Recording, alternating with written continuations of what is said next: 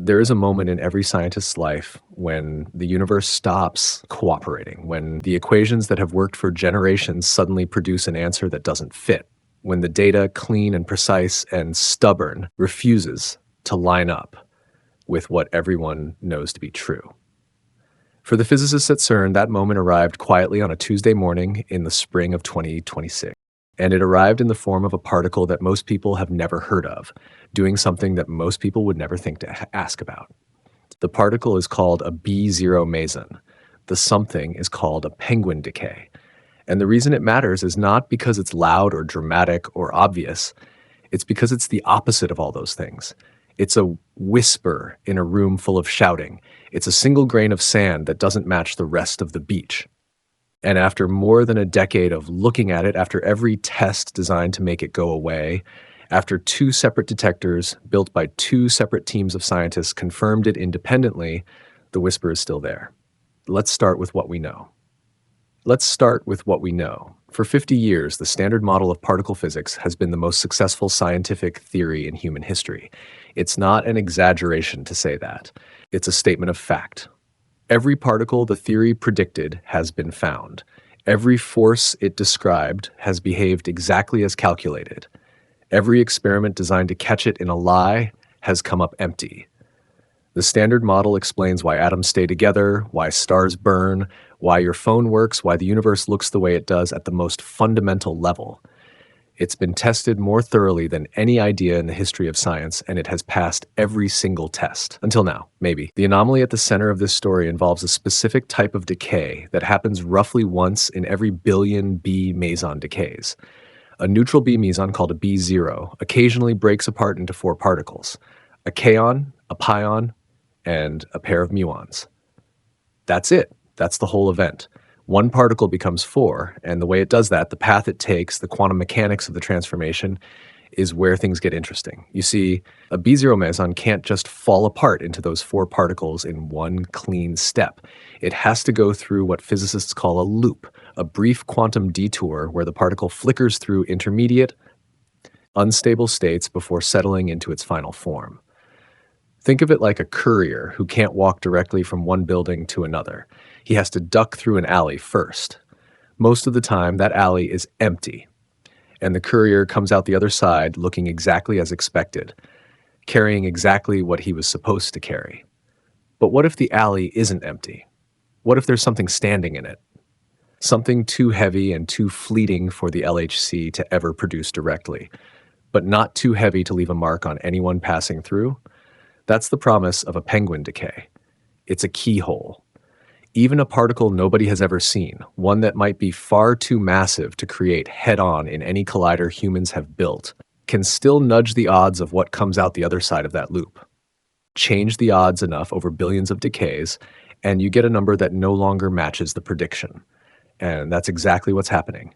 The number that has physicists nervous is a discrepancy between what the standard model predicts and what the LHCb experiment actually observes. The chance that this discrepancy is just noise, just bad luck in the data, is about 1 in 16,000. In the language physicists use, that's a significance of roughly 3.9 sigma. It falls short of the 5 sigma threshold the field treats as a genuine discovery. But 3.9 sigma is not nothing. It's the kind of number that makes careers pause and conference schedules change. It's the kind of number where you don't get to ignore it and you don't get to celebrate it either. You just have to sit with it. Think of it like a very long, very quiet criminal case. 50 years of evidence, and the theory has explained every single piece of it. Then one detail turns up that doesn't fit the story. Maybe it's an accident of the investigation, or maybe it means there is someone else in the room who hasn't been accounted for yet. What makes this particular case unusual isn't just the number, it's the persistence. Odd statistical bumps show up in particle physics data all the time, and almost all of them vanish the moment more data comes in. This one hasn't. It has survived years of scrutiny, upgraded analysis techniques, and now confirmation from a second, that entirely separate detector. That's a very different animal from a one-off fluctuation buried in a single data set. To understand why this matters, you have to understand what's actually happening inside the Large Hadron Collider. Under the border of France and Switzerland, there is a ring of tunnel 27 kilometers around. Inside it, beams of protons are pushed to within a fraction of a percent of the speed of light and smashed into each other over and over millions of times a second. This is the largest and most powerful particle accelerator ever built. And buried inside it is a detector called LHCb, built for one job since it first switched on in 1994. Watch the wreckage of those collisions closely enough to catch the Standard Model in a lie. It does that by watching B mesons. A B meson is not exotic to make. Collide protons hard enough and you get them by the billions, spraying out of every collision like debris from a car crash. What's exotic is how they occasionally choose to fall apart. Most of the time, a B meson decays in ways the Standard Model predicts easily, cleanly, boringly. The theory tells you exactly what should come out the other side. And almost every time, that's exactly what happens. But every so often, roughly once in every billion decays, a neutral B meson called a B0 breaks apart into 4 other particles, a kaon, a pion, and a pair of muons. Physicists call this a penguin decay, a name borrowed from the shape-early diagrams of the process made on paper, nothing to do with the birds. The name has stuck for decades, half joke, half shorthand, and everyone in the field still knows exactly what it means. Why obsess over something this rare? Because rare is exactly where the interesting physics hides. A B0 meson can't just fall apart into a kaon, a pion, and 2 muons in one clean step. The transformation has to happen through what's called a loop, a brief quantum detour, where the particle flickers through intermediate, unstable states before settling into its final form. Picture a courier who can't walk straight from one building to another. He has to duck through an alley first. Most of the time, that alley is empty, and the courier that comes out the other side looks exactly as expected, carrying exactly what he was supposed to be carrying. But what if the alley isn't empty? What if there's something standing in it, something too heavy and too fleeting for the LHC to ever produce directly, but not too heavy to leave a mark on anyone passing through? That's the promise of a penguin decay. It's a keyhole. Even a particle nobody has ever seen, one that might be far too massive to create head-on in any collider humans have built, can still nudge the odds of what comes out the other side of that loop. Change the odds enough over billions of decays, and you get a number that no longer matches the prediction. This is also why B mesons of all the particles produced at the LHC get this kind of obsessive attention. Heavier, more exotic particles get made and destroyed in fractions of a second, too briefly and too rarely to study this way. B mesons strike a useful balance. Common enough to produce in staggering numbers, and delicate enough in how they decay that a hidden influence has room to show up in the statistics. There's another reason B mesons are the particle of choice for this hunt. They contain a bottom quark, one of the heaviest, most short-lived building blocks of matter the Standard Model recognizes. Heavy quarks decay through a richer set of possible pathways than light ones do, which means there are more places for something unexpected to hide inside the process. A lighter, simpler particle wouldn't offer nearly as many quantum alleys to check. That's the tool. Now, the question is whether it just caught something. To catch something this rare, you don't run one experiment. You run billions of them and wait. The analysis behind this result combed through approximately 650 billion B meson decays recorded between 2011 and 2018. 650 billion. That's not a typo of scale, and it's not an exaggeration for effect. It's roughly the number of decays needed to have any hope of seeing a process that only happens once in every billion tries, cleanly enough to trust the result. Imagine trying to find a single mislabeled grain of sand somewhere on a beach, except the beach is remade fresh every few seconds, and you have to check every grain before the tide comes back in. And that data set is already out of date. Since 2018, LHCb has recorded 3 times as much data as went into this analysis. The result announced in May 2026 isn't even built on the largest pile of evidence the experiment currently has sitting in storage. It's built on an older, smaller slice of it, and the anomaly still showed up. Further upgrades to the LHC planned for the 2030s are expected to grow that set another 15 times over. By the time those upgrades are finished, physicists will be working with a sample so much larger than this one that today's 650 billion will look like a pilot study. A rough first pass at a question that will eventually get answered with overwhelming statistical force. This is why the 2026 paper matters. It isn't the first time this specific decay has raised an eyebrow. It's the most complete, most carefully checked look at it that anyone has ever produced.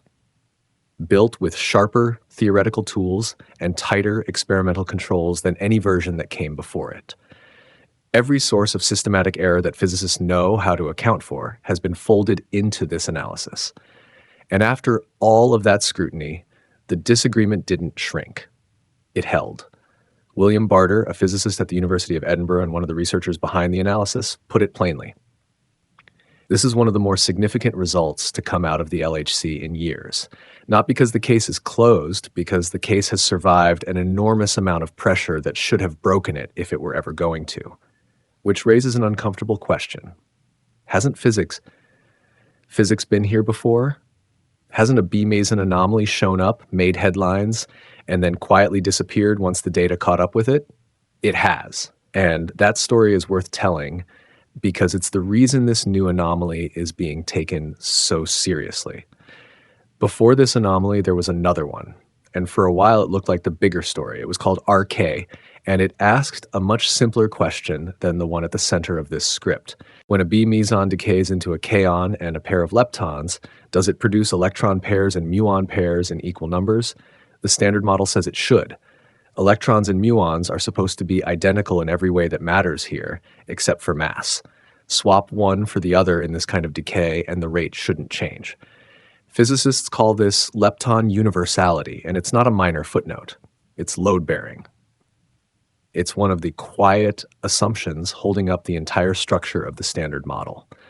The idea that nature doesn't play favorites among the different flavors of matter it builds electrons, muons, and taus out of. For years, LHCb's measurements of RK leaned the wrong way. Muon pairs kept showing up less often than the theory demanded. The deviations grew across multiple releases of data through the 2010s, and by the early 2020s, a real portion of the particle physics community had started talking openly about the possibility that lepton universality itself might be broken. That would have been enormous. It would have meant electrons and muons aren't as interchangeable as 50 years of theory assumed, and it would have forced a genuine rewrites of how physicists think about the basic structure of matter. Then in December 2022, LHCb came back with an improved analysis using its full dataset, and the anomaly was gone. The new numbers agreed with the standard model cleanly across every bin of data they checked. What happened wasn't a mistake in the data itself.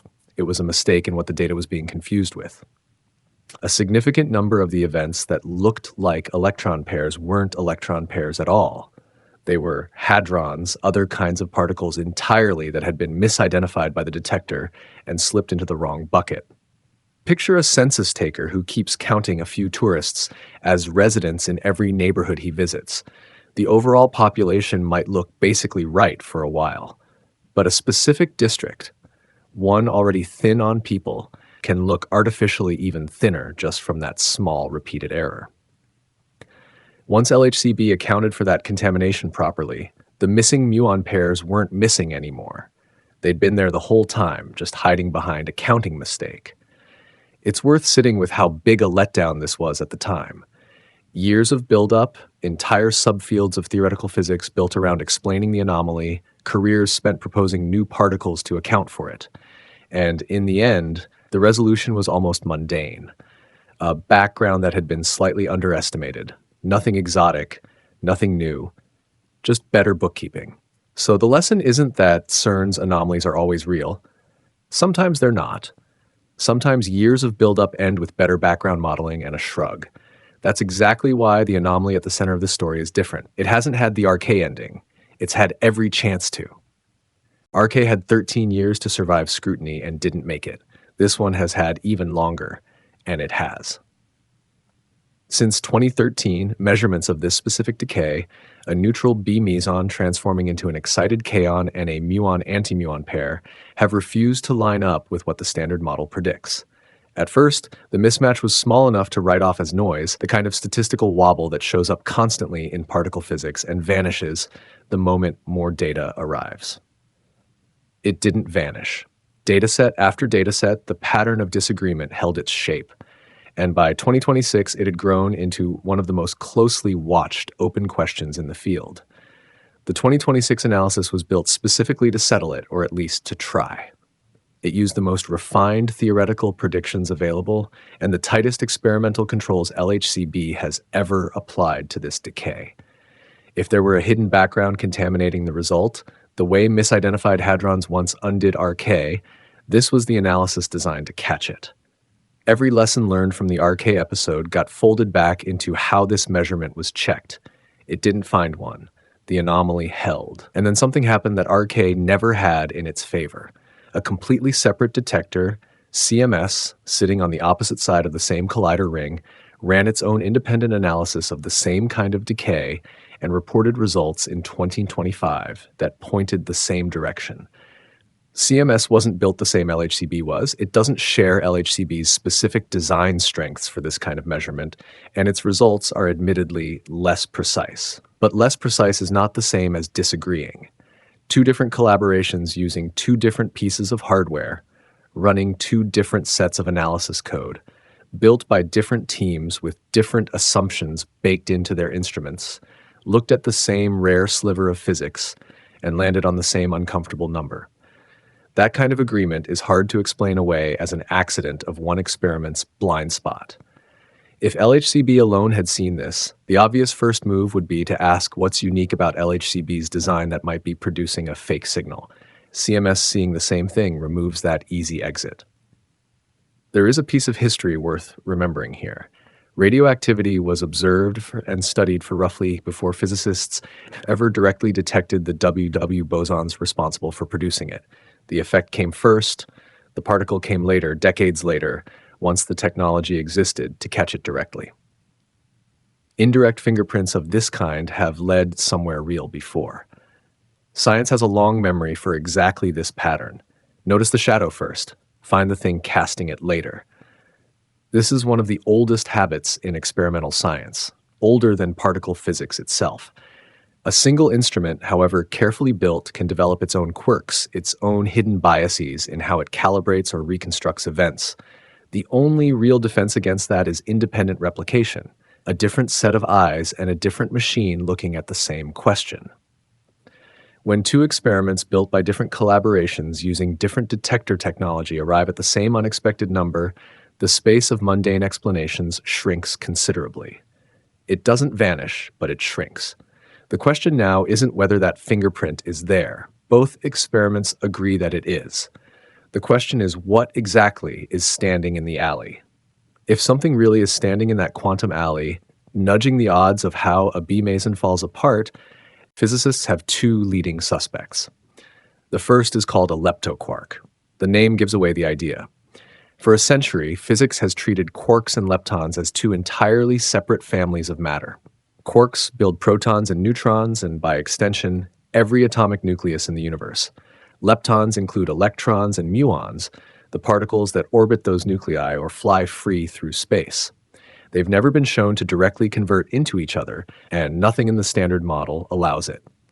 The two families sit side by side in the theory's structure, similar in some ways, strangely parallel in others, but never crossing over.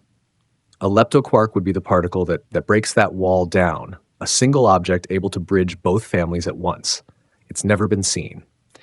It's been theorized for decades, showing up again and again in different proposed extensions of the standard model. It's magnifié, precisely because so many of those extensions find it a natural, almost inevitable consequence of trying to unify the picture. It would be one of the more revolutionary discoveries in the history of the field if it turned out to be real. Not just a new item added to a list, but a genuine rewrite of how the two great families of matter relate to each other. The second candidate is quieter, in a sense. It's called a Z-prime boson, a heavier undiscovered cousin of the known Z boson. one of the particles that already carries the weak force. A Z prime wouldn't rewrite the categories of matter the way a leptoquark would.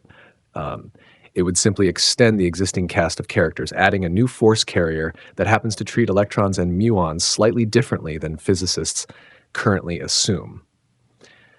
Less of an earthquake, more of an addition to the map. Either particle, if real, should eventually be catchable somewhere other than a B meson's shadow. That's the next test. If a leptoquark or a Z prime is heavy enough to bend these decay rates, but light enough to exist within reach of the LHC's energy, then ATLAS or CMS should eventually be able to produce it head-on, not just infer it from its footprint. That's the difference between seeing a shadow and seeing the thing casting it. Some of that hunting has already started, and it hasn't been kind to the simplest versions of the leptoquark idea. CMS has run direct searches for these particles and set some of the tightest mass limits placed on them so far, ruling out a meaningful chunk of the range that could have explained the anomaly outright.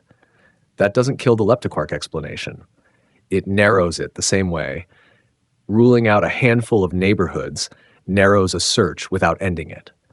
Somewhere in the remaining unexcluded range, the answer might still be waiting, or it might not be there at all. It's also worth being honest about what hasn't been ruled out. This could still turn out to be an underestimated hadronic effect.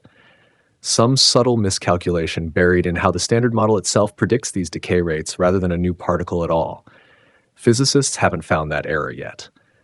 But RK is proof that these errors exist and that they can hide for years before anyone catches them.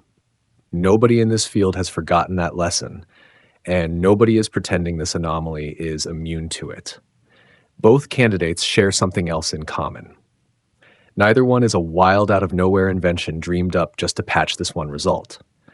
Leptoquarks and Z-prime bosons had already been proposed independently by theorists working on entirely different puzzles long before this specific anomaly showed up.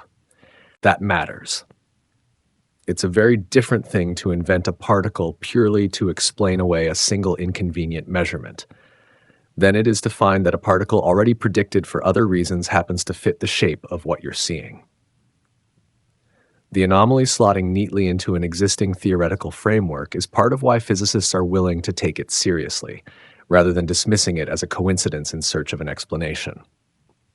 So the alley has two leading suspects, one narrowing search, and one honest admission that the mundane explanation hasn't been fully closed off either. 3.9 sigma is not a discovery. It never has been. 5 sigma is the line particle physics has held for decades. The odds so small that calling something real stops being a judgment call. This result sits short of that line, and everyone involved knows it. But it sits there stubbornly.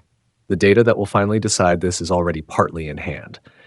LHCb has 3 times as much B mesons data sitting in its archives as went into this analysis, still waiting to be combed through with the same care.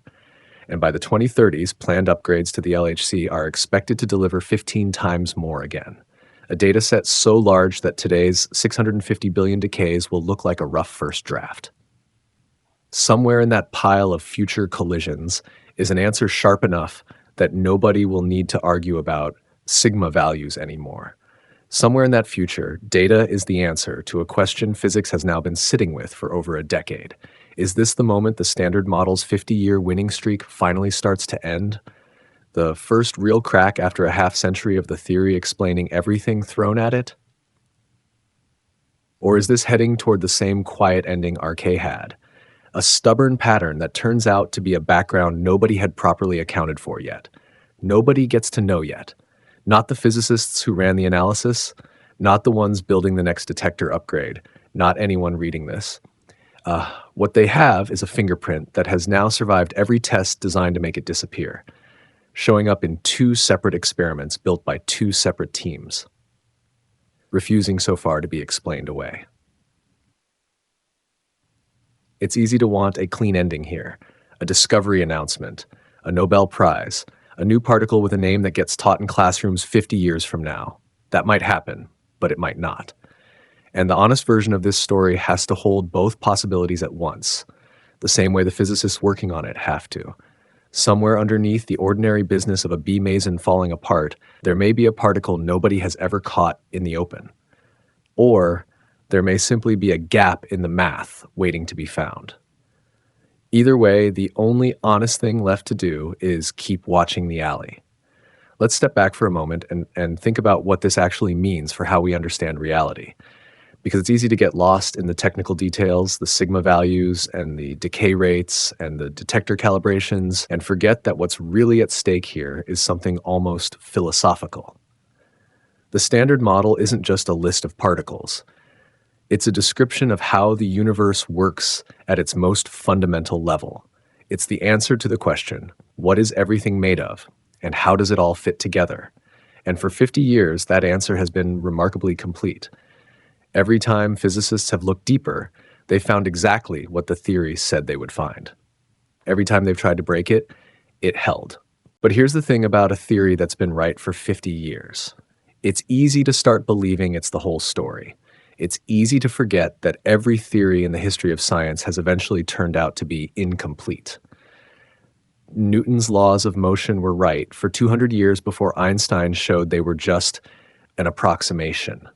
The atom was indivisible until it wasn't. The universe was static until Hubble showed it was expanding. The Standard Model has been so successful for so long that it's tempting to think it's different, that this time the theory really is the whole story, that there's nothing left to find. And maybe that's true. Maybe the Standard Model really is complete, and this anomaly will turn out to be a mistake in the math, a subtle error in how physicists calculate what the theory predicts. It's happened before, it will happen again. But it's also possible that this is the beginning of something else. The first glimpse of a deeper layer of reality that's been hiding underneath everything we thought we knew.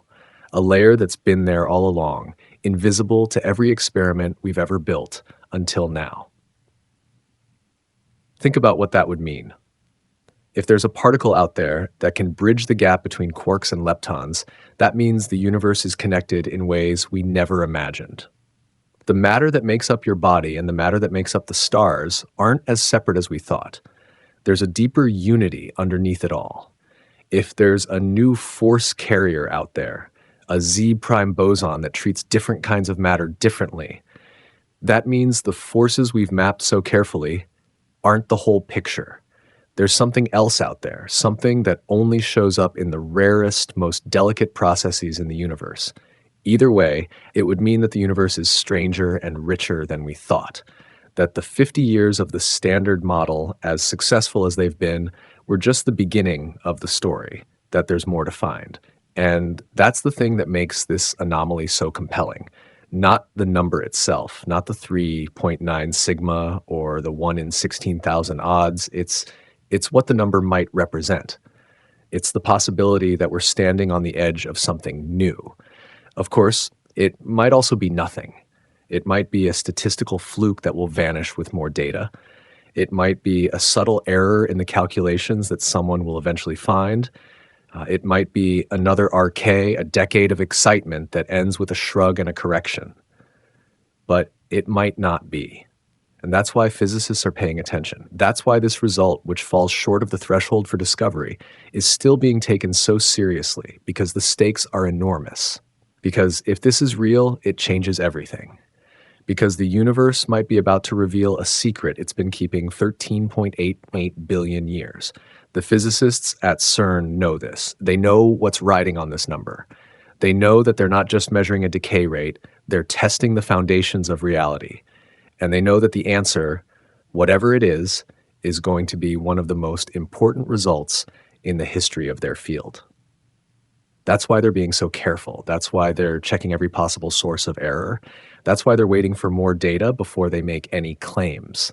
Because they know that the difference between a real discovery and a false alarm is the difference between rewriting the textbooks and quietly correcting a mistake. And they're willing to wait. They're willing to let the data accumulate. They're willing to let the anomaly sit there unresolved while they gather more evidence, because they know that the truth, whatever it is worth waiting for. In the meantime, the rest of us get to watch. We get to follow along as the story unfolds. We get to see whether this is the moment when physics finally breaks through to something new, or whether it's another false alarm that will be forgotten in a few years. Either way, it's a remarkable time to be alive, a time when the most fundamental questions about the nature of reality are being asked, and when the answers might be just around the corner.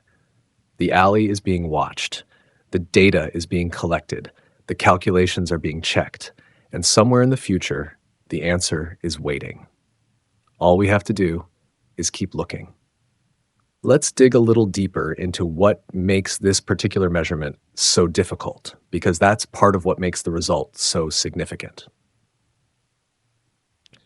When physicists talk about measuring a decay rate, they're not talking about something simple like counting how many times a particle falls apart. They're talking about a process that involves billions of collisions, trillions of particles, and an almost unimaginable amount of data processing. The LHC doesn't just smash protons together and see what happens. It records every collision in excruciating detail, tracking the paths of every particle that emerges, measuring their energies and momenta, and reconstructing what must have happened in the tiny fraction of a second when the collision occurred. It's like trying to figure out what happened in a car crash by examining every piece of debris that flew out of the wreckage.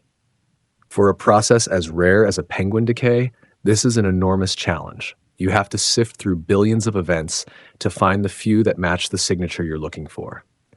And you have to be absolutely certain that the events you're selecting are really what you think they are, and not something else that happens to look similar. This is where the RK lesson becomes so important. The RK anomaly turned out to be caused by hadrons being misidentified as electrons. The detector was seeing particles that looked like electrons but weren't, and those imposters were contaminating the measurement. Once the physicists figured out how to properly account for them, the anomaly disappeared. The 2026 analysis was designed with this lesson in mind. Every possible source of contamination was examined. Every background process that could mimic the signal was studied. Every systematic uncertainty was quantified and folded into the result. And after all of that, the anomaly was still there. That's what makes this result so compelling. It's not just that the number doesn't match the prediction. It's that the number has survived every attempt to explain it away. It's been poked and prodded and examined from every angle, and it's still there. Of course, there's always the possibility that the problem isn't in the measurement, but in the prediction. The standard model's predictions for this decay rate are incredibly complex, involving calculations that push the limits of what's mathematically possible. It's possible that there's an error in those calculations, a subtle mistake that no one has caught yet. This is actually one of the most interesting aspects of the current situation. The discrepancy could be a sign of new physics, or it could be a sign that our understanding of the standard model itself is incomplete. Either way, something is wrong. Either way, there's something we don't understand. And that's what science is all about, finding the places where our understanding breaks down and then working to fix them. Every major advance in physics has come from exactly this kind of discrepancy, a number that doesn't match, a prediction that fails, an observation that can't be explained. The discovery of the Higgs boson came from decades of work trying to understand why particles have mass. The discovery of dark energy came from observations that the universe's expansion is accelerating when it should be slowing down. The discovery of quantum mechanics came from experiments that showed light behaving in ways that classical physics couldn't explain. Every one of those discoveries started with a number that didn't match, a measurement that refused to line up with the theory, a discrepancy that wouldn't go away. And that's what we have here, a number that doesn't match, a measurement that refuses to line up, a discrepancy that won't go away. It might be nothing, it might be a mistake, it might be a statistical fluke, but it might be the beginning of the next great revolution in physics. There's something almost poetic about the fact that this anomaly involves a particle called a B meson.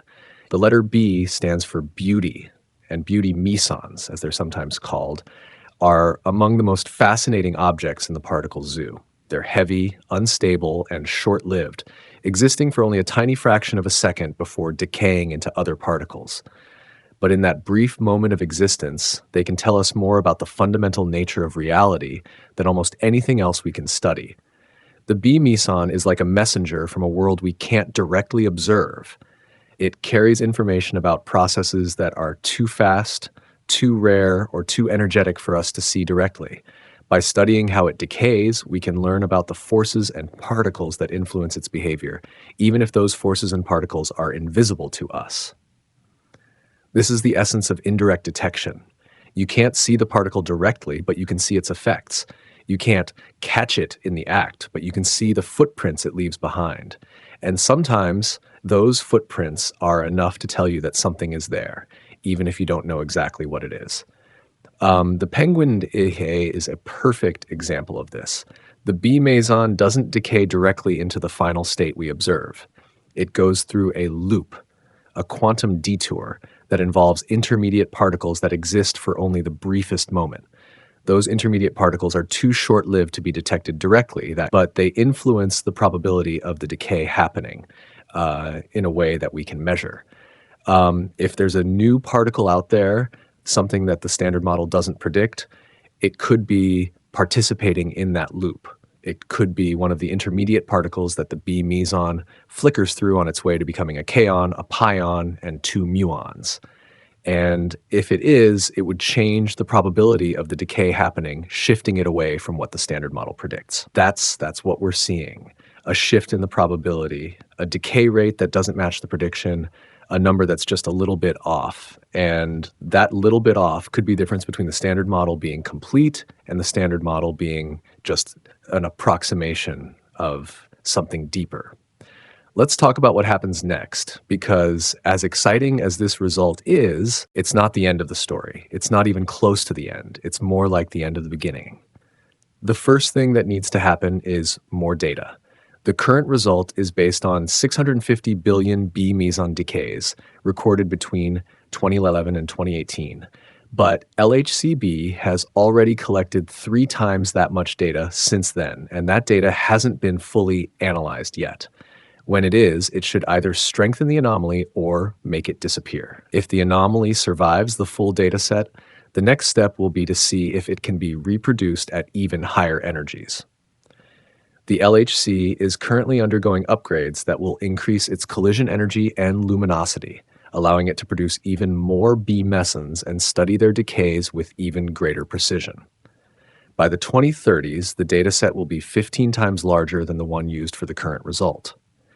With that much data, the statistical significance of the anomaly should either grow to the 5 sigma threshold that particle physics requires for a discovery, or it should fade away as more mundane explanations become apparent. Either way, the answer should be definitive. But even if the anomaly does reach 5 sigma, that won't be the end of the story. It will just be the beginning. The next step will be to figure out what's causing it. Is it a leptoquark, a Z-prime boson, something else entirely? To answer that question, physicists will need to study the anomaly in more detail. They'll need to measure not just the overall decay rate, but how it varies with different kinematic variables. They'll need to look for other anomalies and related decays. They'll need to search for the new particle directly, using the full power of the LHC to try to produce it head on. This is a process that could take years, even decades.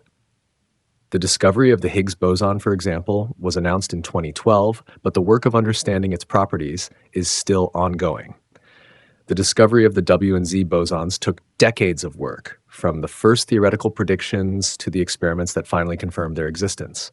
Science is slow, it's careful, it's methodical, and that's a feature, not a bug. The whole point of the scientific method is to avoid being fooled, to make sure that what you think you found is really there and not just an artifact of your methods or your assumptions. So the anomaly will be studied, it will be poked and prodded, it will be subjected to every test that physicists can do, and eventually the truth will come out. Either the anomaly will turn out to be real and we'll have discovered something new about the universe, or it will turn out to be a mistake and we'll have learned something about how to do the measurements better. Either way, science will have advanced. There's a tendency when talking about results like this to focus on the drama, the excitement of a potential discovery, the possibility of a revolution in physics, the idea that we might be on the verge of something big. But the reality is much more mundane. The reality of physics is a slow, careful, methodical process. The reality is that most anomalies turn out to be nothing. The reality is that the Standard Model has survived 50 years of attacks, and it might survive this one too. And that's okay.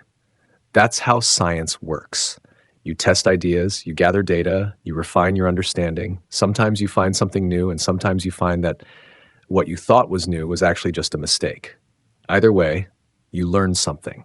The physicists at CERN know this. They've been through this before. They've seen anomalies come and go. They've seen excitement build and then fade. They've seen careers made and broken by results that turned out to be nothing. And yet they keep going. They keep building better detectors, running more experiments, gathering more data, because they know that the only way to find the truth is to keep looking, and because they know that eventually the truth will come out. Maybe this anomaly will be the one that breaks the Standard Model. Maybe it will be the first crack in the theory that has dominated physics for half a century. Maybe it will lead to a new understanding of the universe that we can't even imagine yet.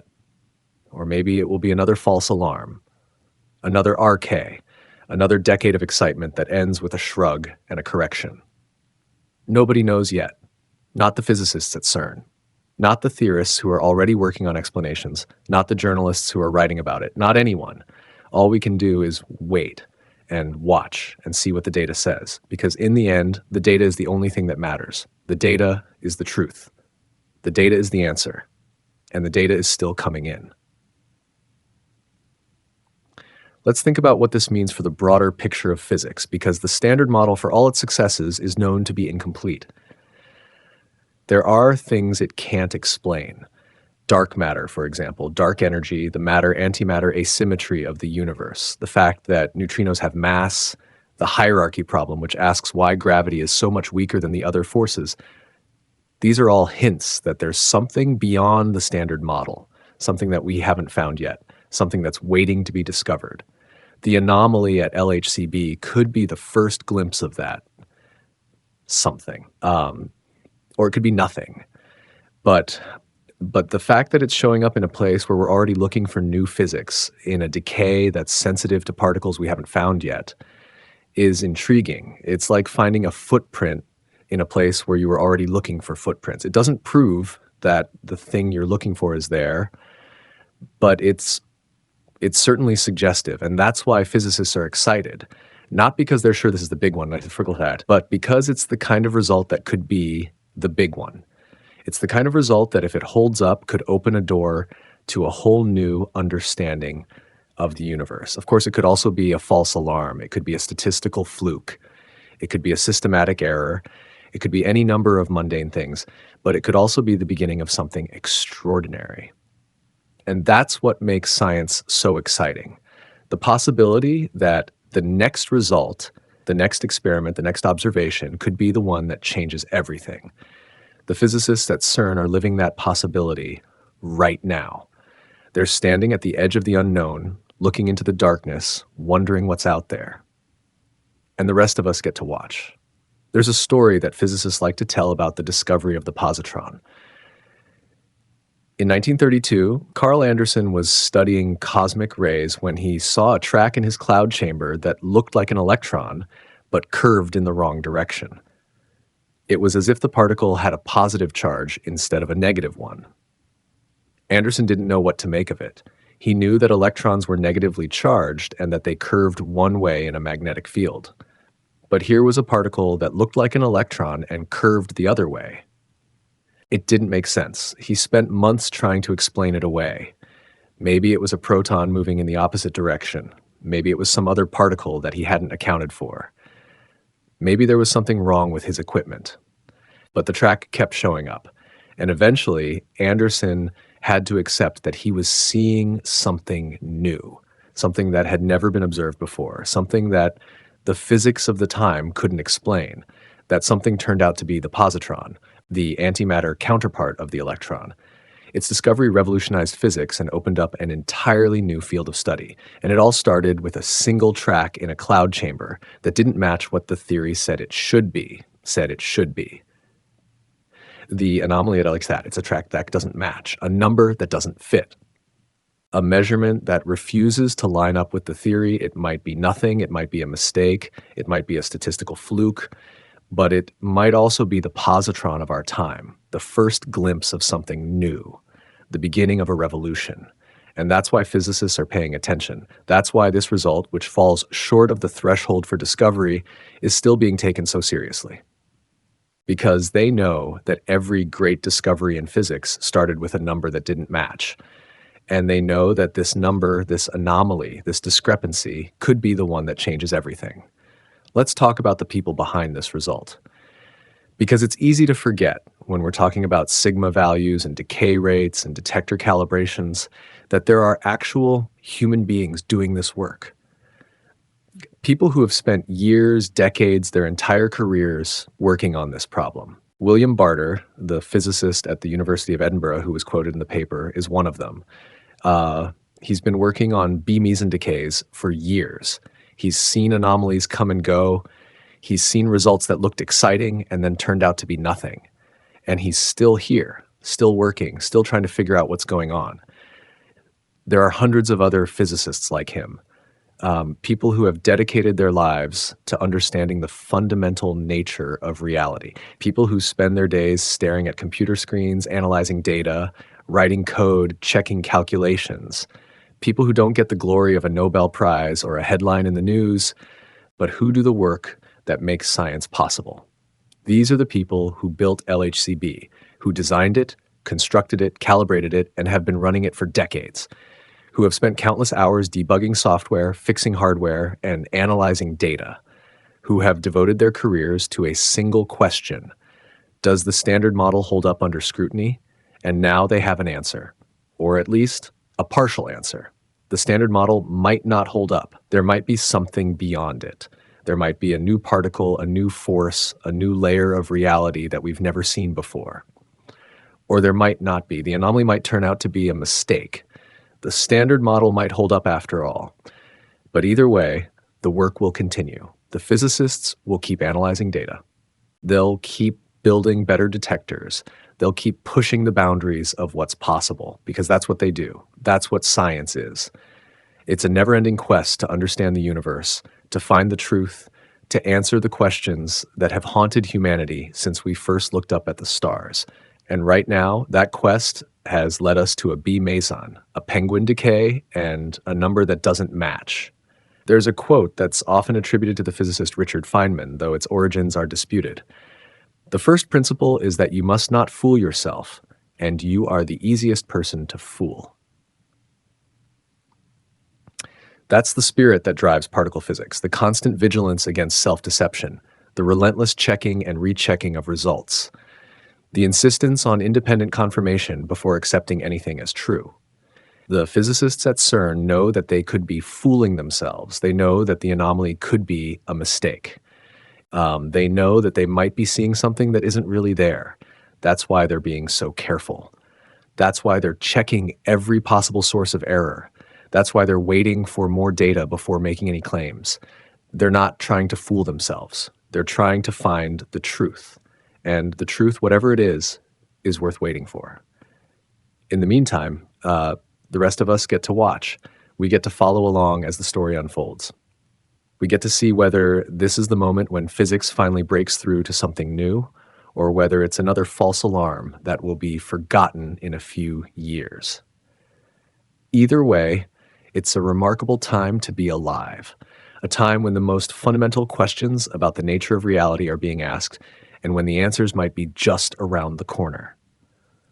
The alley is being watched, the data is being collected, the calculations are being checked, and somewhere in the future, the answer is waiting. All we have to do is keep looking. Let's consider what the discovery of new physics would actually mean, not just for physicists, but for everyone. Because it's easy to think of these discoveries as abstract, disconnected from our daily lives, but they're not. They have real consequences. When James Clerk Maxwell unified electricity and magnetism in the 19th century, he wasn't just solving a physics problem. He was laying the groundwork for every electrical device that would follow. When Einstein published his theory of general relativity, he wasn't just explaining gravity. He was making possible the GPS technology that we all rely on today. When quantum mechanics was developed in the early 20th century, it led to the transistor, the laser, and the entire digital revolution that has transformed human civilization. Every major advance in fundamental physics has eventually led to technologies that changed the world. Sometimes it took decades, sometimes it took centuries, but the connection is always there. The abstract mathematics of one generation becomes the practical technology of the next. If the anomaly at LHCb turns out to be real, if there really is a new particle or a new force out there, it could lead to technologies that we can't even imagine yet. A leptoquark, if it exists, would fundamentally change our understanding of matter. It might open up new ways of manipulating the building blocks of the universe. A Z-prime boson might reveal new forces that could be harnessed in ways we can't yet conceive. Of course, it's also possible that the discovery, if it happens, will have no practical applications at all. The Higgs boson, for all its importance to our understanding of physics, hasn't led to any obvious new technologies. It's been a decade since its discovery, and we're still waiting for the practical payoff. But that's not the point. The point of fundamental physics isn't to create new technologies. It's to understand the universe. It's to answer the questions that have haunted humanity since we first became conscious. What is the world made of? How does it work? Why does it exist at all? These are questions that don't have practical answers. They're questions that are worth asking for their own sake. They're questions that define who we are as a species. And right now, we might be on the verge of answering one of them. There's something deeply human about the search for new particles. It's a search for the unknown, for the hidden, for the things that are just beyond our reach. It's a search that has driven explorers to cross oceans, climbers to scale mountains, and scientists to build machines that can smash atoms together at nearly the speed of light. The Large Hadron Collider is the latest expression of this search. It's a machine built to find the unknown, a machine that can create conditions that haven't existed since the Big Bang, a machine that can reveal the secrets of the universe. And right now, it might be revealing something new. Something that no one has ever seen before. Something that could change everything. Or it might not. The anomaly might turn out to be nothing. The standard model might hold up. The search might continue. But that's okay. The search is the point. The search is what makes us human. The search is what drives us forward, and the search is far from over. Let's think about the broader context of this discovery, because it doesn't happen in a vacuum. It happens against the backdrop of a field that has been waiting for something like this for decades. The standard model has been too successful for too long. It's explained everything we've thrown at it. It's predicted particles that were later discovered. It's passed every test we've devised. And that's made physicists nervous because they know that the standard model can't be the whole story. They know that there are things it can't explain. Dark matter, dark energy, the matter-antimatter asymmetry, the hierarchy problem. These are all cracks in the theory, places where it fails to account for what we observe. But those cracks have been there for decades, and no amount of experimentation has been able to widen them. The standard model has held. It's been frustrating and disappointing. It's been a long, dry stretch for particle physics. And then this anomaly shows up, a number that doesn't match, a measurement that refuses to line up, a crack that might finally be widening. It's no wonder that physicists are excited. It's no wonder that they're paying attention. It's no wonder that they're taking this result seriously, even though it falls short of the threshold for discovery. Because this might be the crack they've been waiting for. This might be the place where the standard model finally breaks. This might be the beginning of the next revolution, or it might not. It might be another false alarm, another dead end, another disappointment. But they have to check. They have to follow the evidence. They have to see where it leads. Because that's what scientists do. They follow the evidence. They let the data speak. They don't decide in advance what the answer should be. And right now, The data is saying something interesting, something unexpected, something that might change everything. There's a particular kind of tension that comes with a result like this. It's the tension between excitement and skepticism, between the desire to believe that something new has been found and the knowledge that most anomalies turn out to be nothing. The physicists at CERN are feeling this tension. They want the anomaly to be real. They want to be the ones who discovered new physics. They want to be part of the revolution. But they also know that they could be wrong. They know that the anomaly could be a mistake. They know that they might be fooling themselves. And so they're being careful. They're being skeptical. They're checking and rechecking their work. They're looking for every possible source of error. This is the scientific method in action. It's not about believing or disbelieving. It's about testing. It's about gathering evidence. It's about letting the data speak. And the data is still speaking. It's still coming in. It's still being analyzed. The answer is out there. It's just a matter of finding it. Let's consider the possibility that this anomaly is real. What would that mean for the future of physics? First, it would mean that the standard model is incomplete. It would mean that there are particles or forces that we haven't discovered yet. It would mean that our understanding of the universe is fundamentally incomplete. Second, it would open up a whole new field of study. Physicists would need to figure out what the new particle is, what its properties are, how it fits into the broader picture. This could take decades of work. Third, it would have implications for other areas of physics. It might help explain dark matter. It might help explain the matter-antimatter asymmetry. It might help explain why gravity is so weak. It might provide clues to the theory of everything that physicists have been searching for. Fourth, it would be a validation of the scientific method. It would show that the careful, methodical approach that physicists have been using for centuries still works. It would show that the standard model, for all its successes, was just a stepping stone to something deeper. And fifth, it would be a reminder that the universe is still full of surprises, that there's still so much we don't know, that the search for understanding is never over. Of course, all of this is speculative. The anomaly might not be real. It might turn out to be a mistake. But if it is real, the implications are enormous. And that's why physicists are paying attention.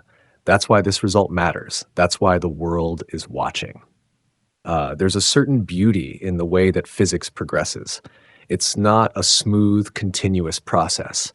It's a series of fits and starts, periods of rapid progress followed by long stretches of stagnation, moments of discovery followed by years of consolidation. The standard model was completed in the 1970s.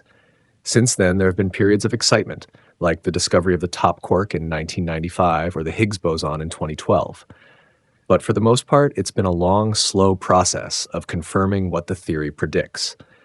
This anomaly could be the beginning of a new period of rapid progress.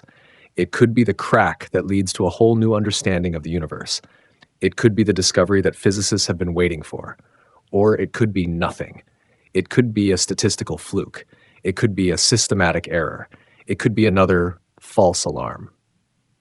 But the possibility that it's real is enough to make physicists excited, enough to make them pay attention, enough to make them take it seriously, because the stakes are enormous, because the potential payoff is huge, because the universe might be about to reveal a secret that it's been keeping for billions of years. And that's worth getting excited about. Part 1, the anomaly beneath the noise.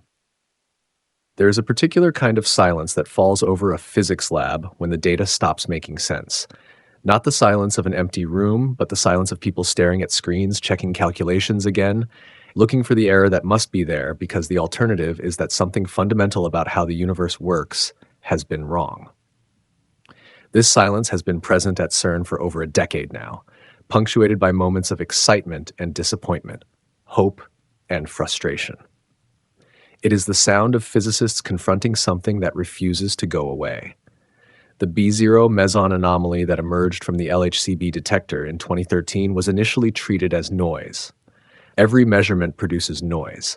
Statistical fluctuations appear and disappear constantly in experimental physics. The data showed that a particular rare decay was occurring about 25% less frequently than the standard model predicted. This could easily be a 1 in 20 statistical fluke, 1 in 50, nothing remarkable. The detector keeps running, more data accumulates. Usually, the anomaly dissolves. It did not dissolve. By 2018, when a major analysis was published, the deviation had grown more significant, not less. The significance had climbed to what physicists call 3.4 sigma, meaning the odds of this being a random fluctuation were roughly 1 in 5,000.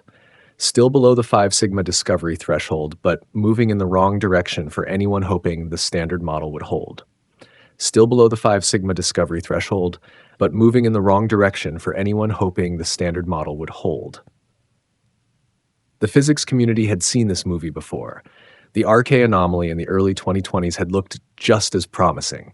Years of build-up, career-defining research, entire theoretical frameworks constructed to explain what turned out to be a background contamination problem, a detector quirk, a counting mistake. The field learned to be skeptical. But something was different this time. And it took a completely separate detector to make that difference unmistakable. The CMS detector, built by a different collaboration on the opposite side of the same collider ring, operates with different technology and different systematic uncertainties. If LHCb was seeing a ghost, CMS should not see it. In 2025, CMS reported results on the same decay mode. They saw the same thing. Not exactly the same value. CMS is less precise for this particular measurement, but pointing in the same direction. The same deviation, 2 independent experiments, 2 separate teams, 2 different machines. The odds of both seeing the same false signal by coincidence are considerably smaller than the odds of either one seeing it alone. And that is when the conversation shifted, not from skeptical to believing. The field does not work that way. But from dismissible to serious, from noise to signal, from a measurement that could be ignored to a measurement that demanded explanation. What makes this moment different from similar moments in the past is not just that the anomaly persists. It is that persisting is not enough anymore to guarantee attention. What makes it different is the specific form the anomaly takes, and what that form reveals about the structure of reality at the deepest level that current physics can probe. Part 2, the architecture of rarity. To understand why this particular anomaly has become so significant, it is necessary to understand what a B0 meson is and why physicists care so deeply about how it falls apart. A B meson is a composite particle, unstable and fleeting, existing for only a tiny fraction of a second before decaying into lighter particles. It is made of a bottom quark, one of the heaviest quarks known, paired with an anti-up quark. The B0 variant is the neutral member of the family, and it is useful to physicists for a reason that took decades to fully appreciate. The bottom quark is heavy enough and short-lived enough that when it decays, it explores a vast space of possible decay pathways. Light quarks, like the up and down quarks that make up ordinary matter, have limited options for how to transform. Heavy quarks open up more quantum channels, more places where something unexpected can hide. The specific decay that has drawn attention is exotic. The B0 transforms into 4 particles, a kaon, a pion, and a pair of muons. This happens rarely, roughly once in every billion B meson decays. But in that rarity lies extraordinary power. Because the rare decay does not happen through a direct path, it goes through what physicists call a loop, a quantum detour, where the B0 briefly flickers through intermediate states before settling into its final form. These intermediate states are too short-lived to detect directly. They exist only as quantum probabilities, as the mathematics of what might be. But they can influence the probability of the final outcome. This is where the anomaly becomes interesting in a way that goes beyond mere statistical deviation. The loop is a place where new physics could hide. A particle that has never been directly observed, something too massive for the LHC to produce head-on, could still affect the probability by participating in the intermediate states. The loop is like a quantum alley that the meson has to duck through. Most of the time, that alley is empty, and the meson emerges as the standard model predicts. But what if something is standing in that alley, something massive, something fleeting, something that leaves a mark on anything passing through? The measurements show that fewer muon pairs are emerging from this decay than theory predicts. Not dramatically fewer, not catastrophically fewer, but systematically, persistently fewer across multiple independent measurements and analyses.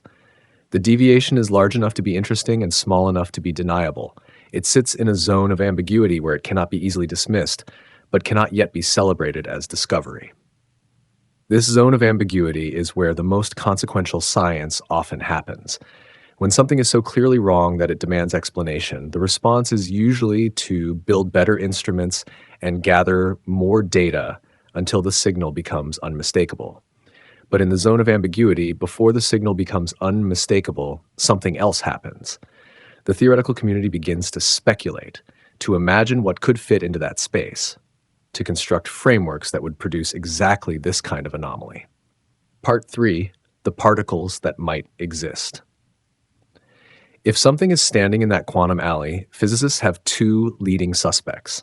The first is called a leptoquark, a particle that would represent something unprecedented in the structure of matter as we currently understand it. For over a century, physics has organized the fundamental constituents of matter into families.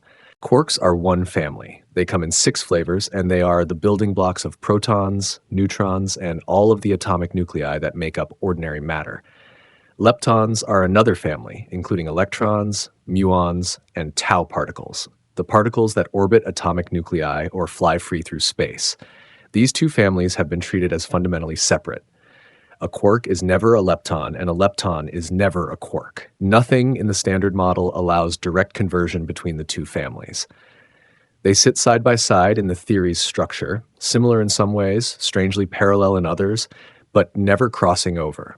A leptoquark would be the particle that breaks that wall, a single object able to bridge both families at once. It would be able to convert a quark into a lepton or a lepton into a quark.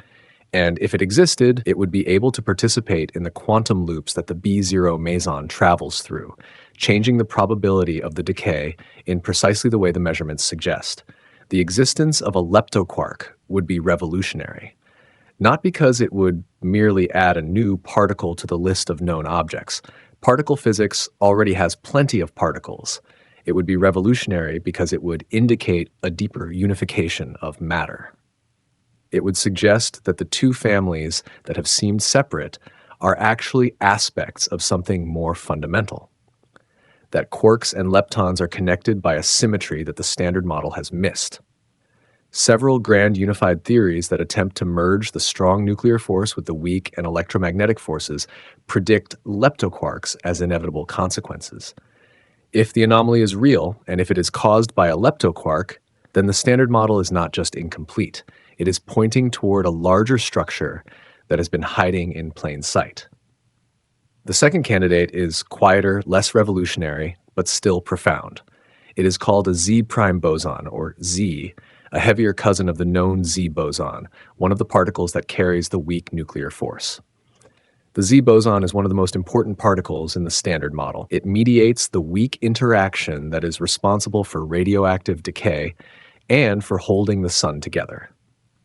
A Z prime would simply be a new force carrier, one that happens to treat different kinds of matter slightly differently than the known forces do. It would not rewrite the categories of matter the way a leptoquark would. It would simply extend the existing cast of characters, adding a new player to a game whose rules we think we already understand. Both particles, if they exist, should eventually be catchable in more direct ways. If a leptoquark or a Z prime is massive enough to affect the B0 decay rate, but light enough to exist within the reach of the LHC's energy, then experiments like ATLAS and CMS should eventually be able to produce them head-on. They should be able to smash protons together hard enough that the impact directly creates these particles, not just infer their presence from their effects on other processes. Some of this hunting has already begun. CMS has run direct searches for leptoquarks and set some of the tightest mass limits ever placed on them. These limits rule out certain energy ranges, narrowing the space where the answer might hide. But they do not rule out the possibility entirely. A sufficiently heavy leptoquark hiding just above the energy threshold that current experiments can reach could still be the explanation, or it might not be there at all. The anomaly might point towards something entirely different, something for which physics does not yet have a name. Part 4. The shadow of black holes. What makes the current anomaly particularly significant is that it has emerged at a moment when theoretical physics is asking fundamental questions about the nature of information itself. These questions have been raised by work on black holes, quantum gravity, and the relationship between space-time and information that has become increasingly central to theoretical physics over the past 2 decades. In the 1970s, Jacob Bekenstein and Stephen Hawking discovered something astonishing about black holes. A black hole is supposed to be a region of space so dense that nothing can escape from it. By the classical physics of general relativity, a black hole should be perfectly black, perfectly cold, perfectly inert. It should be a final destination for anything that falls into it, swallowing information and never returning it. But when Hawking applied quantum field theory to the situation or the event horizon of a black hole, he found something extraordinary. Black holes are not black. They radiate. There is a faint thermal glow, now called Hawking radiation, that emerges from the region just outside the event horizon. And the temperature and intensity of this radiation can be calculated precisely. And from this calculation emerged something even more strange. The entropy of a black hole, the amount of information encoded in it, is proportional not to its volume but to the area of its surface. The information content of a three-dimensional region of space is written on its two-dimensional boundary. This is not a small observation. This is a fundamental reorganization of how we think about space, information, and the nature of physical reality.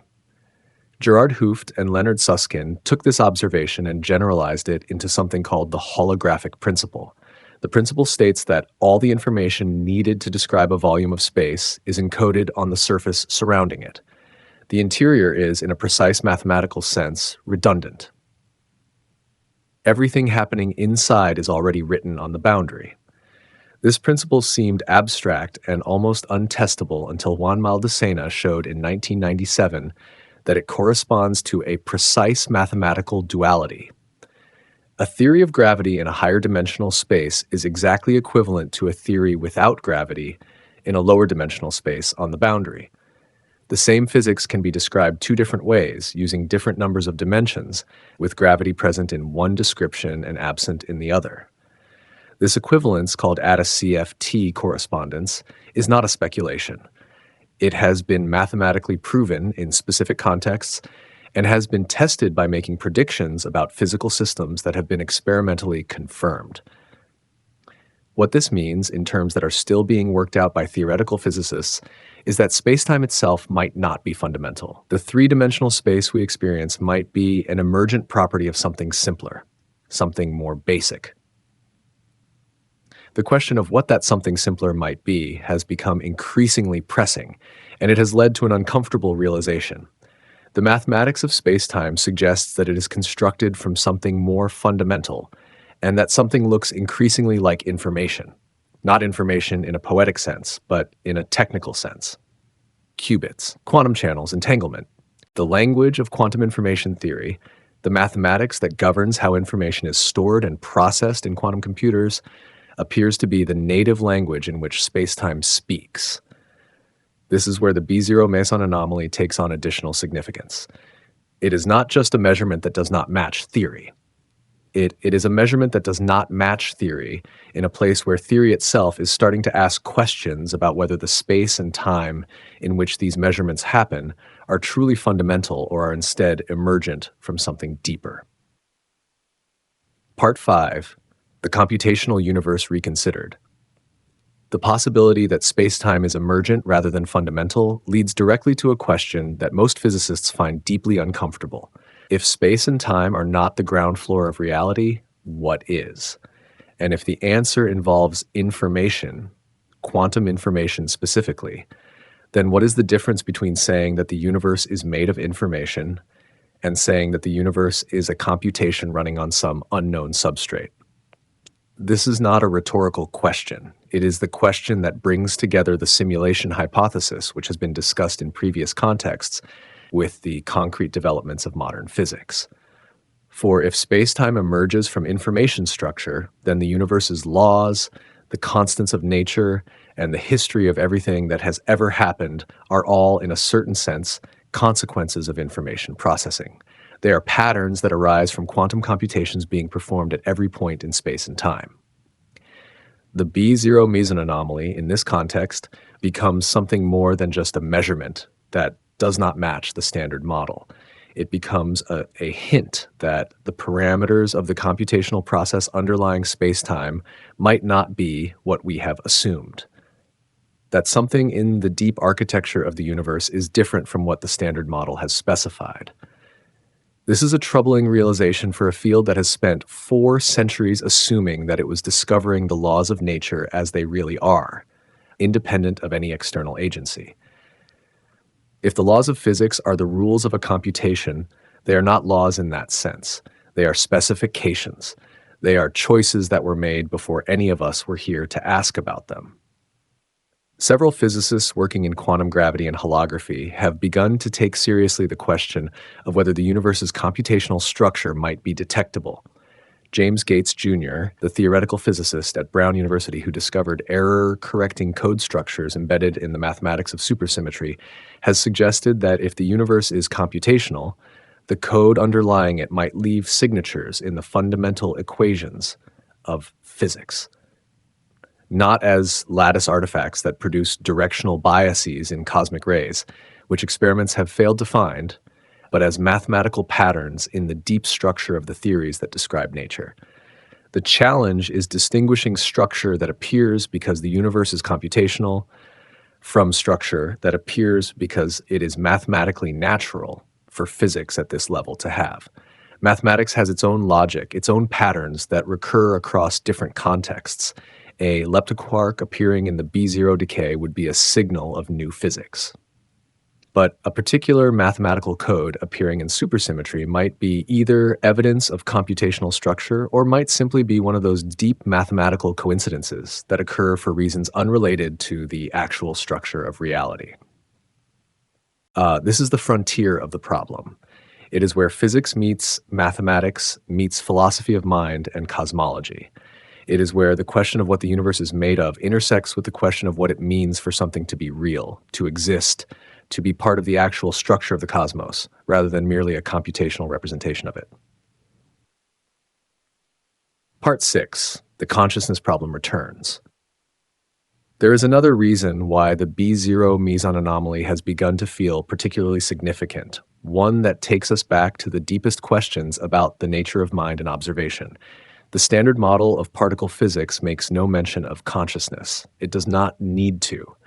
It describes the behavior of particles and forces without any reference to observers, measurements, or minds. The laws hold whether or not anyone is looking at them. This is the assumption that has driven physics for 4 centuries. Reality is independent. It unfolds according to its own logic. We are fortunate enough to be able to figure out that logic by observation and experiment, but our observations do not create the reality we are observing. We discover it. Quantum mechanics shattered this comfortable separation.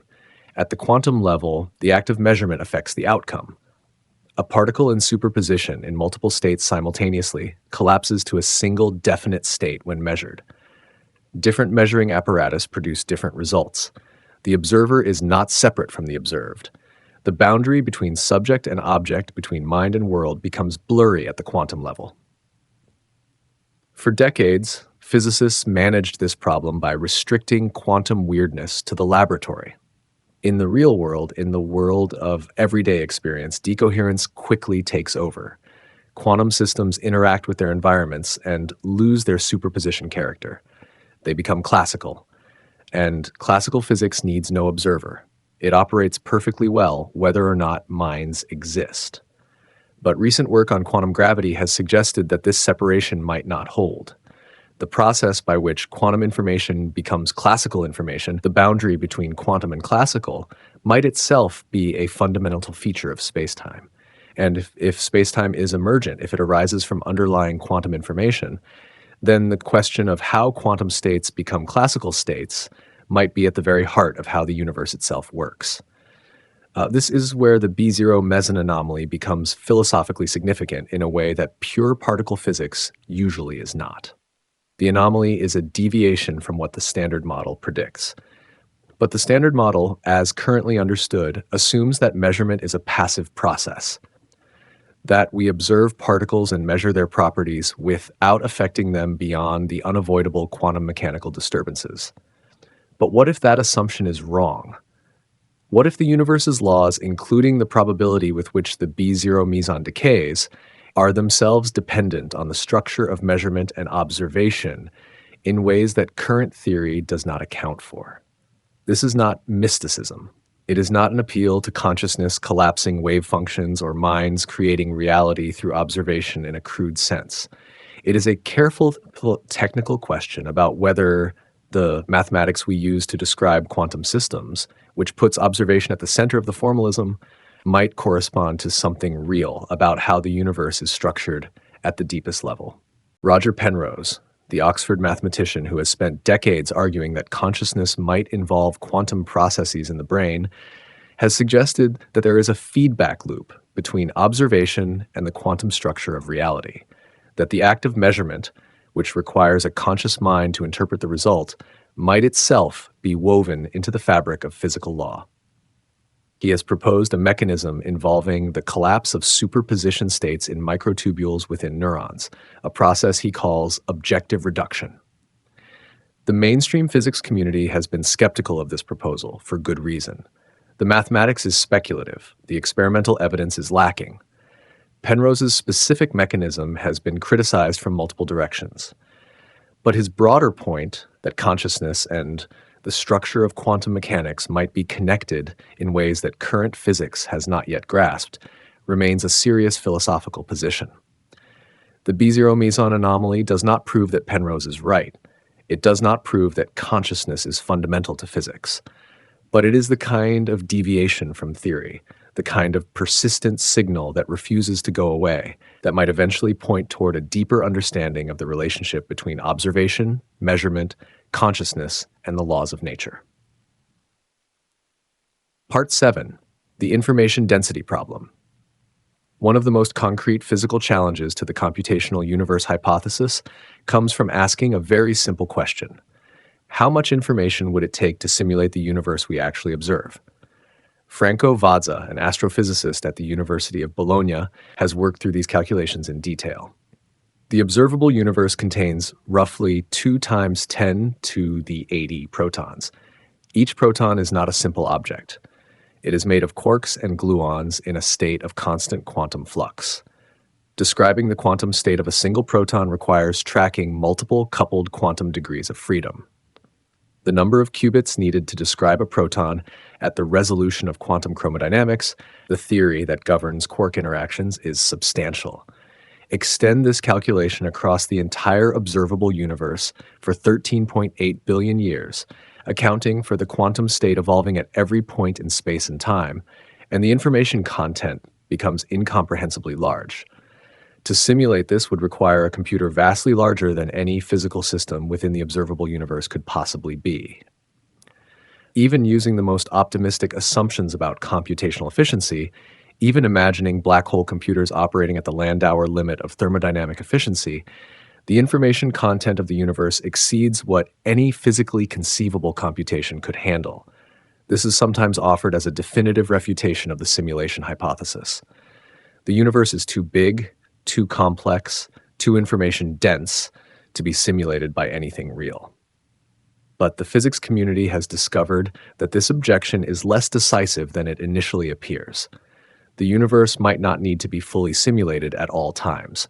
It might use something called lazy evaluation, computing in detail only the regions that are being observed by conscious beings and representing the rest in compressed form. This is how three-dimensional video games work. You do not render the entire landscape. You render only what the player can see from their current position. Everything else exists as compressed data, waiting to be expanded if the player moves toward it. Quantum mechanics seems to support this picture.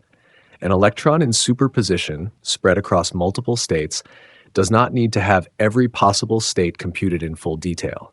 It exists as a probability distribution, information light, until it is measured. Only when a measurement is made does the system collapse to a definite state. Only then does the full information need to be realized. But this creates a new problem, one that Sabine Hossenfelder has articulated with characteristic precision.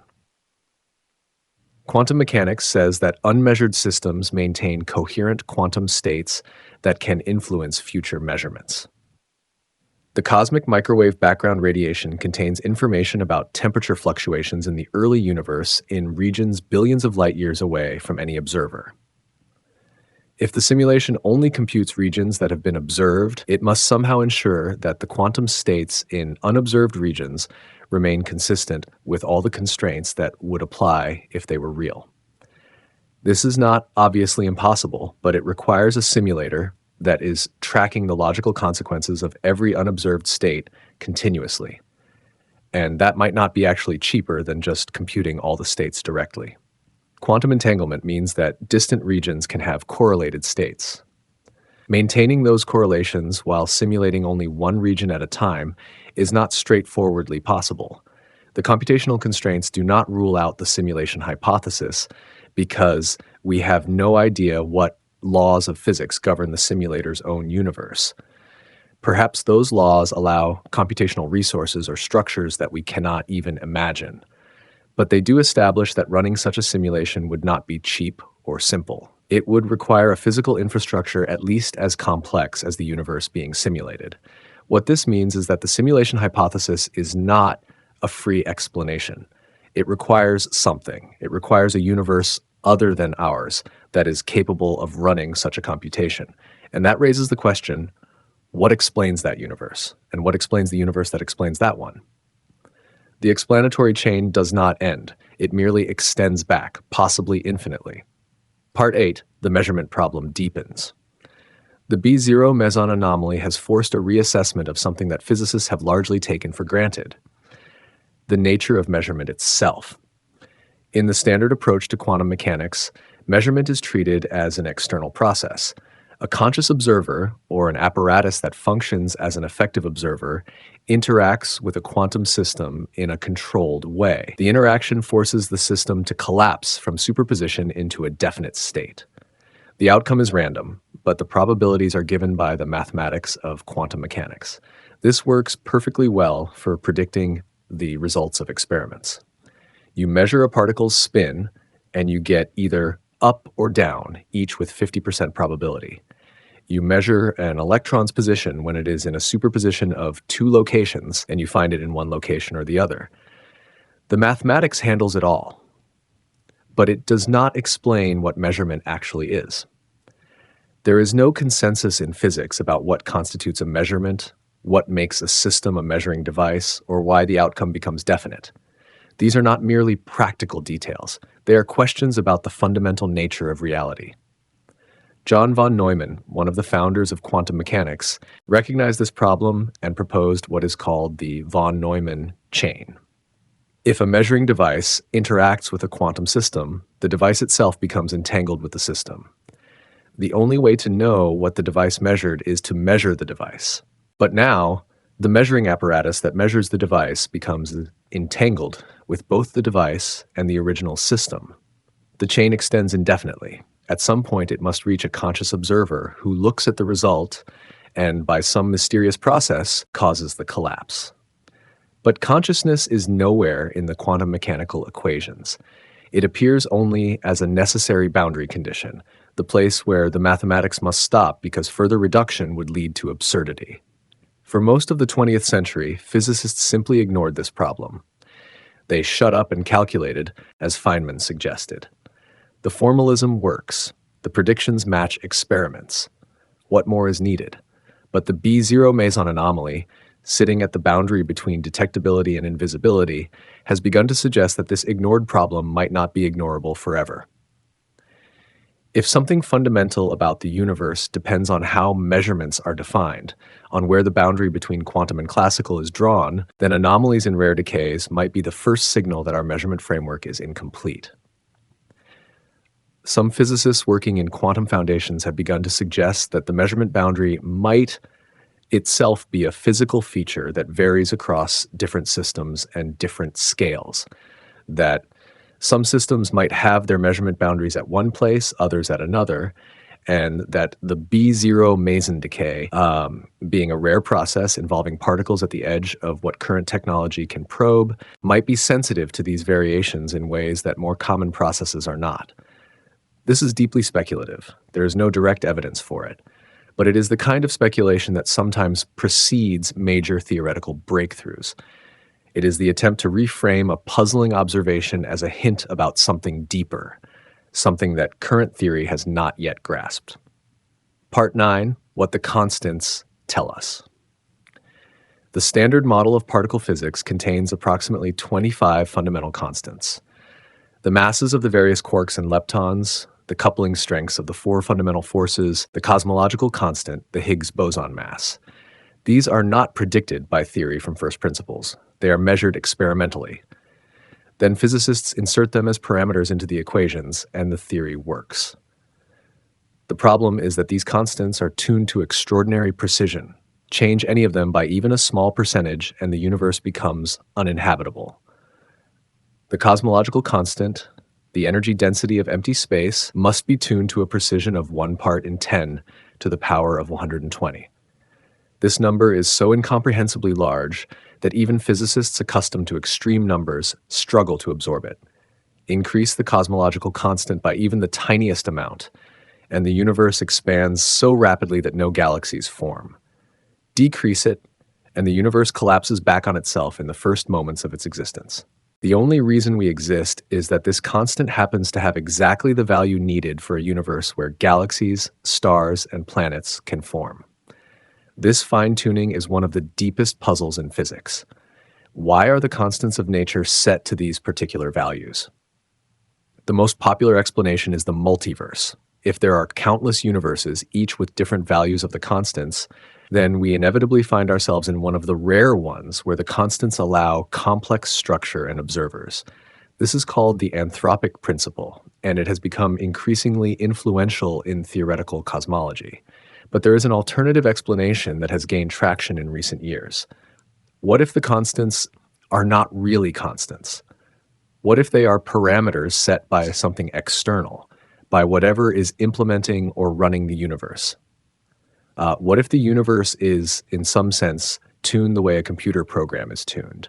This is not evidence for simulation, but it is an observation that fine-tuning, which seems deeply puzzling in a universe that is supposed to be simply the way it is, becomes less puzzling in a universe that is implemented according to specifications chosen by something other than the universe itself. The B0 meson anomaly sits within this landscape of fundamental puzzlement. It is a small deviation, a 3.9 sigma effect that has persisted longer than most anomalies do. But it is a deviation that points towards something beyond the standard model. And if that something beyond the standard model is itself emergent from deeper principles, principles having to do with information and quantum computation, then the question of why those deeper principles have the form they do becomes even more pressing. The constants of nature are not explained by the standard model. They are input parameters. If the universe is computational, those input parameters are chosen by the simulator. The B0 meson anomaly might be the first concrete hint that those parameters are not quite what the standard model assumed, that something in the deep code has been different all along. Part 10, the end of separation. There is a philosophical point worth making at this stage, right? One that often gets lost in discussions of specific anomalies or theoretical frameworks. The entire edifice of physics since Newton has rested on a separation between the observer and the observed, between mind and matter, between the subject studying and the object being studied. Newton's universe was mechanical, deterministic, material. It ran like a clockwork according to laws that were purely physical. Minds, consciousness, observers were not part of the physics. They were external to it. The universe would be the same whether or not anyone was watching. Quantum mechanics shattered this separation at the mathematical level. But physics responded by quarantining the problem. Quantum weirdness, it was said, applies only to the microscopic realm. At the scale of everyday experience, decoherence saves us. The universe still works like it is independent of observers for all practical purposes. But work in quantum gravity and cosmology has begun to suggest that this quarantine is not sustainable. If space-time is emergent, if it arises from quantum information, then the distinction between the microscopic and the macroscopic, between quantum and classical, is not a fundamental division. It is a feature of how information is organized and processed. And if that is true, then the question of how the universe is observed, how it is measured, how it is known, might be more tightly woven into the question of what the universe is than physics has allowed. The B0 meson anomaly is small. It is a 3.9 sigma effect in a rare decay. It might turn out to be nothing, a statistical fluctuation that dissolves with more data, or a subtle systematic error that someone eventually finds. But it is sitting at precisely the place where these questions intersect, where the quantum and classical meet, where observation touches reality, where the boundary between them might be thinner and more permeable than we have assumed. Part 11, the discomfort of edges. There is something about the state of physics right now that creates a particular kind of intellectual discomfort. It is not the discomfort of knowing you are wrong. Science is good at handling being wrong. New data comes in, you revise your theory, you move on. It is not the discomfort of knowing you do not understand something. Physics has always been full of mysteries. The unknown is what drives research. The discomfort is different. It is the discomfort of standing at the edge of something and realizing that the edge might not be where you thought it was, that the boundary you have been using to organize your thoughts might not correspond to anything real. Physicists have assumed that space and time are fundamental, that observers are external to the system being observed, that the laws of physics are discoveries about the structure of reality, not specifications for a computation, that consciousness and physics are separate domains. Each of these assumptions has begun to show cracks, not catastrophic failures, not clear refutations, but cracks, places where the mathematics points in uncomfortable directions. The B0 meson anomaly by itself does not prove that any of these assumptions is wrong, but it exists in a theoretical landscape that is increasingly questioning all of them simultaneously. And that creates a particular kind of pressure on the field, because if the cracks become real breaks, if the assumed boundaries turn out to be artificial, then not just the standard model needs to be revised. The entire framework for how physics is done needs to be rethought. The goal of physics would no longer be discovering the pre-existing laws of an independent universe. It would be understanding the structure of a universe that is, in some sense, implemented, computed, constituted by information processes and observation. That is a different kind of physics. It is a more unsettling kind of physics. And it is why even physicists who take the B0 meson anomaly seriously often seem reluctant to follow the implications all the way to their conclusions. Part 12, the bridge between worlds. There is a group of physicists working at the intersection of quantum information theory, holography, and quantum gravity who are building something that might be described as a bridge between two ways of thinking about physics. On one side of the bridge is the physics as it has been practiced for 4 centuries. Observable quantities, measurable properties, laws that govern the behavior of matter and energy. A universe that is independent, that has a definite structure, whether or not anyone observes it. On the other side is a physics in which information is fundamental, in which space-time and particles emerge from quantum entanglement, in which observation is woven into the fabric of reality in ways that are not accidental but structural, in which the universe might be better understood as a computation than as a mechanism. The bridge is not complete. It does not yet span the full distance, but it is being built from both ends simultaneously, and the work is producing insights that neither side could generate alone. The work on quantum error correction and holography, led by Ahmed Almhairi, Shi Dong, and Daniel Harlow, shows that space-time has the mathematical structure of an error-correcting code. The information in the interior of space-time is encoded redundantly on the boundary in a way that is mathematically identical to how quantum computers protect information from noise and corruption.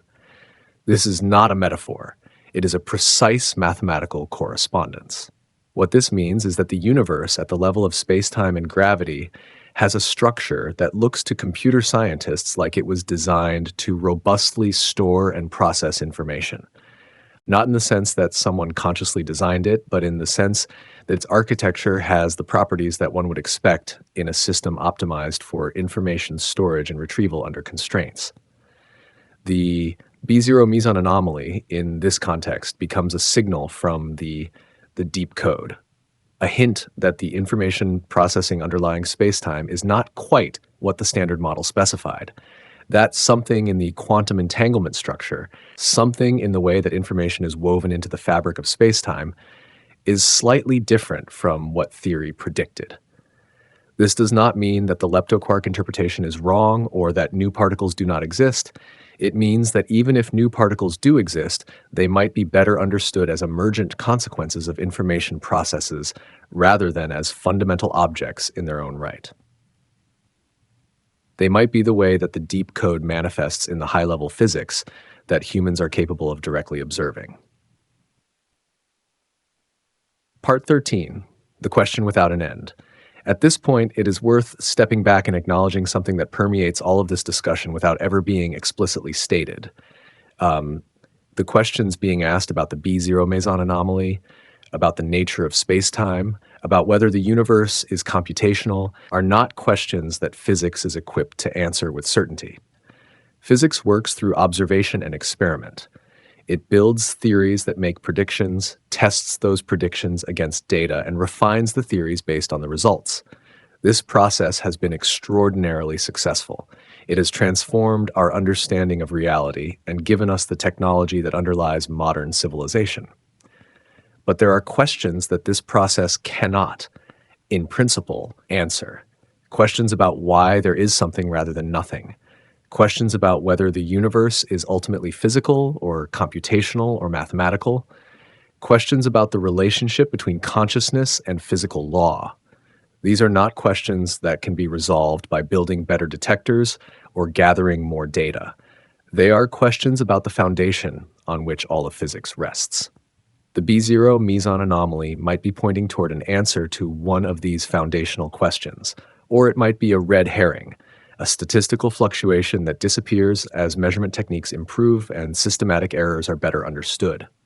Physics does not know yet, and physics has no obligation to pretend to know when it does not. What physics does know is that the anomaly persists, that it has been confirmed by independent experiments. That it points toward physics beyond the standard model, that the theoretical frameworks being developed to explain it, whether leptoquarks or Z primes or something entirely different, are leading to deeper questions about the structure of reality. Those questions are unsettling. They challenge assumptions that have been taken for granted. They suggest that the universe might be stranger, more complex, and less independent of the act of observation than physicists have been comfortable assuming. But they are questions worth asking, and answering them, even partially, even tentatively, would represent a genuine breakthrough in understanding. Not just a new particle added to the list, but a new way of thinking about what particles are, what space and time are, and what role observation and information play in constituting reality. The silence in physics labs where the B0 meson data is being analyzed is the sound of this reckoning. It is not the silence of confidence. It is the silence of people staring at evidence that does not fit, that does not go away, and that might be asking them to think about the universe in a fundamentally different way. That is what makes it significant. Not the sigma value, though that is important. Not the possible discovery of new particles, though that would be remarkable. But the fact that the anomaly sits at the intersection of everything that physics is currently uncertain about. Quantum mechanics, space-time, information, observation, consciousness, the nature of reality itself. The universe, if the anomaly is real, is telling physicists something. It might take decades to understand what that something is, but the signal has been sent, and it cannot be unheard.